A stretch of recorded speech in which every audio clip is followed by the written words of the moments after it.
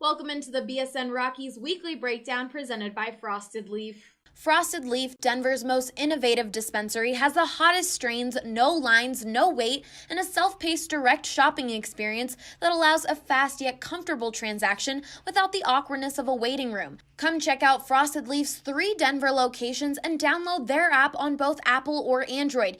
I'm Allie Monroy, and with me today is Drew Kreisman.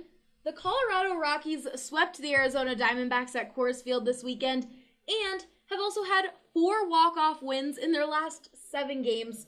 Drew, what were your takeaways from this series? Well, it wasn't a boring one, was it, Holly? There was a lot of drama. There was a lot of hitting. There was a lot of offense. And that was the big one for the Rockies, is that their offense continues to plug right along. They're getting some fantastic performances from guys up and down the lineup. Their MVP caliber players are playing like MVP caliber players, and their role players are getting the job done when they need to. It was also a really good series for the bullpen. Yes, there were a couple of hiccup moments, but overall, especially considering they haven't had closer Wade Davis, you've got to be very impressed with the way they held up.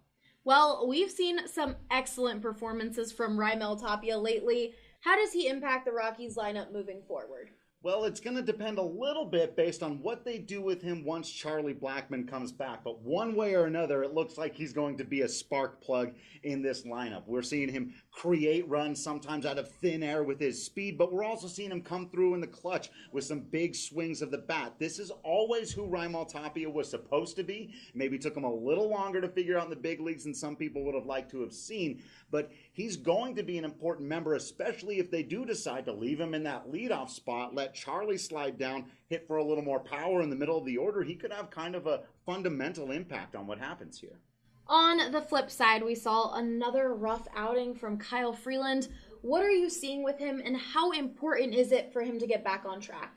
Well, it's been a bit of a mixed bag with Kyle, Allie, and there's a lot of theories about what's going on with him, and I think most of it just comes down to the fact that he's throwing bad pitches at the worst possible times. That sounds simple, but I thought there was a thing going on with his mechanics. Those look cleaned up. He's healthy, and I don't think he's the type of guy who beats himself mentally. I really do just think this is a situation where he's not throwing the baseball where he needs to right now. Maybe a start off or something to clear his head and just get him back to the kind of pitcher he was. But I will say this, the Rockies are hanging in there without him, and so they can manage to let him figure it out, get himself back on track, because yes, the most important thing for them, say surprisingly coming back to win the division, would be getting a good Kyle Freeland back. But can they make the postseason even if he struggles all year? I think they can.